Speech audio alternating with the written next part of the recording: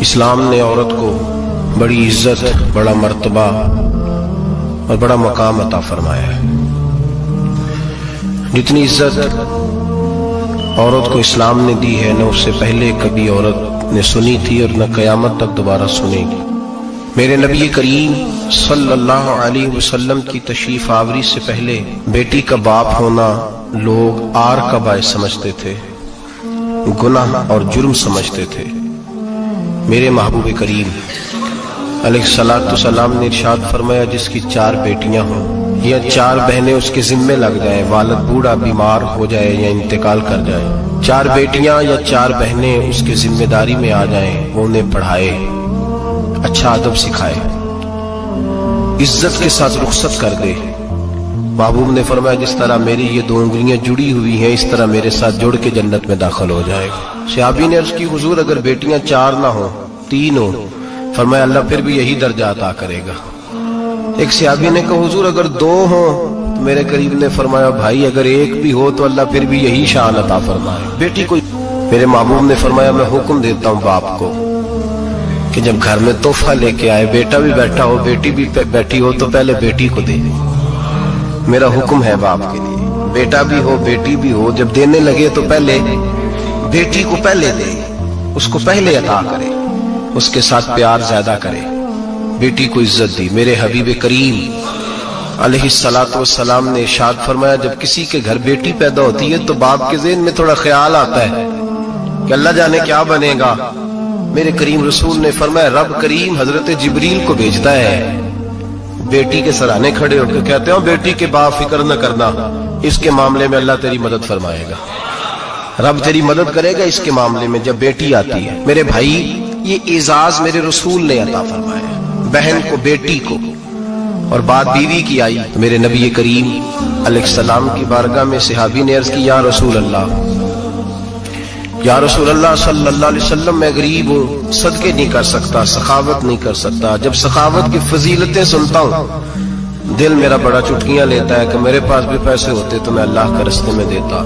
حضور نے فرمایا، تو حلال کی روزی کما کے اپنی بیوی کے منہ میں لقمہ دے، اللہ تجھے سخاوت کرنے کا درجہ عطا فرمائے، اللہ تجھے بڑی بڑی سخاوت کے درجے اللہ تجھے دے گا۔ تو اس کی، اور کیا لفظ ہے حدیث پاک میں، خیرکم خیرکم لأہلہ وانا خیرکم لأہلہ۔ فرمایا حاجی بھی اچھے، نمازی بھی اچھے، صوفی بھی اچھے، درویش بھی اچھے، سارے ہی اچھے، لیکن میں سب سے زیادہ اچھا اسے سمجھتا ہوں جس کا اپنی بیوی کے ساتھ سلوک اچھا ہے، جس کا اپنی بیوی کے ساتھ نرم رویہ، جس کا اپنی بیوی۔ اور کیا ارشاد فرمایا، فرمایا وانا خیرکم لأہلہ۔ گھر جا کے پتہ کر لو، میری 9 بیویاں ہیں اس وقت جو موجود ہیں، فرمایا میرا ان سب کے ساتھ سلوک اچھا ہے، ساری میرے سلوک سے مطمئن۔ میرے بھائی، حضور نے اعزاز دیا بہن کو، بیٹی کو، بیوی کو، عورت کو، اور ماں کے معاملے میں تو کمال کر دی۔ میرے کریم نے فرمایا، جنت تھی 7 آسمانوں کے اوپر، سدرۃ المنتہا کے پاس۔ میرے محبوب فرماتے ہیں، جب رب نے مجھے اختیار دیا تو میں نے وہ جنت وہاں سے کھینچی اور ماں کے قدموں کے نیچے لا کے رکھ دی، وہاں سے کھینچ کے۔ غوث الزمان، قطب الدرام، محدث اعظم، مفسر اعظم، شیخ الکل، شیخ طریقت، ولی وقت بھی اگر جنت اس نے ڈھونڈنی ہوگی تو اسے اپنی ماں کے قدموں کے نیچے سے ملے گی۔ اتنا بڑا اعزاز بھی کو دے گا، اتنا بڑا اعزاز بھی کو دے گا جو میرے رسول نے عطا فرمایا ہے۔ ماں ہوتی ہے، وہ ولی وقت کے لیے، غوث وقت کے لیے بھی اگر اس نے جنت لینی ہے تو اسے ماں کے قدموں کے نیچے سے ملے گی۔ میرے رسول پاک علیہ السلام نے عورت کو اعزاز دیا، فضیلت دی، عظمت عطا فرمائی، اور ایسے نہیں رکھا بیوی کو۔ میرے حبیب پاک نے فرمایا، جب عورت کے پیٹ میں بچہ ہوتا ہے پیدا ہونے والا، تو اللہ اسے اتنا ہی ثواب دیتا ہے جتنا تلوار لے کے میدان میں جہاد کرنے والے مجاہد کو ثواب عطا فرماتا ہے۔ اور اگر دوران ولادت عورت انتقال کر جاتی ہے، فوت ہو جاتی ہے، تو میرے حبیب نے فرمایا وہ ایسے نہیں گئی، وہ اپنے بچے کی ولادت کے موقع پہ گئی ہے تو اللہ اسے شہادت کا درجہ عطا فرمائے گا۔ ہر موقع پر بیویاں حاضر خدمت ہوئیں۔ نبی پاک نے فرمایا، جو آدمی اذان سنے اور جس طرح مؤذن کلمے کہے اسی طرح کے کلمات دہرائے تو اللہ تعالیٰ مردوں کو 1,00,000 نیکی کا ثواب دے گا اذان کا جواب دینے پہ۔ بیویاں آ گئیں، کہنے لگی حضور یہ تو مردوں کا ثواب ہے، تو ہم تو پیچھے رہ گئیں۔ میرے حبیب نے فرمایا، گھروں کے اندر رہنا आजान का जवाब देना, मर्दों को 1 लाख नेकी मिलेगी, तुम्हारे नबी का वादा है तुम्हें 2 लाख नेकी अता फरमाई जाएगी, तुम्हें डबल सवाब मिलेगा। शर्त क्या है? घरों के कुरान मजीद सूरह अहज़ाब आयत नंबर 33 अल्लाह फरमाते हैं वकरना फी बुयूतिकुन्ना, ऐ मेरे महबूब की अज़वाज, ये हुजूर की अज़वाज के वसीले से सारी औरतों को पैगाम मिला।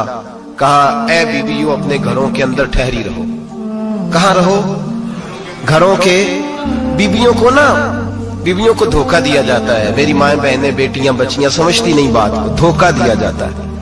कहते हैं लो मौलवी दिकियानूस हो गया है, ये सूफी दिकियानूस है, ये कहता है बीबी घर के अंदर कैद होके रहे। पर्दा तो कैद का नाम है, वो घर के अंदर कैद। बीबी सिर्फ मां बन सकती है, वो वजीर मुमलिकत नहीं बन सकती। और सिर्फ देखो ना, वो अमेरिका से नारा लग रहा है कि बीबी सिर्फ बीवी बन सकती है, वो वजीर नहीं बन सकती। बीबी सिर्फ बहन बन सकती है, वो सदर नहीं बन सकती। पूरी अमेरिका की तारीख निकाल के मुझे बतलाओ आज तक कितनी बीबियों को सदर बनाया उन्होंने? बतलाओ कितनी बीबियों को सदर? क्या तमाशा है? धोखा दिया औरत को, और औरत उस धोखे में उनकी पता नहीं आई कि नहीं हमारी आ गई है। औरत वजीर नहीं बन सकती। बताओ इस वक्त जो अमेरिका की काबीना है उसमें कितनी औरतें वजीर हैं? इस वक्त जो लंदन की काबीना उसकी टोनी ब्लेयर वजीर आजम गुजरा है बरतानिया का, उसकी बीवी की सगी बहन कलमा पढ़ गई। सगी बहन कलमा पढ़ गई। उससे बीवियों ने पूछा तू कलमा पढ़ क्यों कलमा पढ़ गई है, क्या चीज पसंद आई है तुझे इस्लाम में? तो कहने लगी जो पर्दा मुसलमानों के नबी ने अपनी मानने वाली औरतों को दिया है, वो पर्दा बता गया है कि अगर औरत की कोई इज्जत है तो बीबी फातिमा के बताए हुए पर्दे में है। ये हाल मौके पे जिंदा मौजूद है औरत। उसने 2 जिल्दों में किताब लिखी है पर्दे की अहमियत की, 2 जिल्दों में। हमारे यहाँ मुसीबत बनी हुई है, औरत उनके चक्कर में आ गई है। वो तो तुम्हें धोखा दे रहे हैं, वो तो तुम्हें तबाह कर रहे हैं। वो बीबी जो घर में बैठी थी, तो मैंने कहा कि वक्त का वली गौस कुतुब उसको हुक्म था कि जाके माँ के पैरों में बैठ, वहां तुझे जन्नत मिलेगी। वो बेटी जो बाप थका मांदा घर से बाहर आया था और मेहनत की कमाई कमा के लाया था, उसको हुक्म था कि पहला लुकमा बेटी के मुंह में देना, बहन के मुंह में देना। और वो खामा जिसको हुक्म दिया गया था कि तू बाहर से थक के आया है, चूर होके आया है, अगर घर में तेरी बीवी फिर भी कोई रवैया गलत करे तो मदीने के हबीब ने कितना नरमी दी बीवियों के हक में। फरमाया ये औरत टेढ़ी लकड़ी है, इसे अल्लाह ने अकल ही थोड़ी दी होती है, अगर कभी बिगड़ जाए तो तू नरमी का मुजाहरा कर, टेढ़ी के साथ ही गुजारा कर, अल्लाह तुझे अजरे अज़ीम अता फरमाएगा।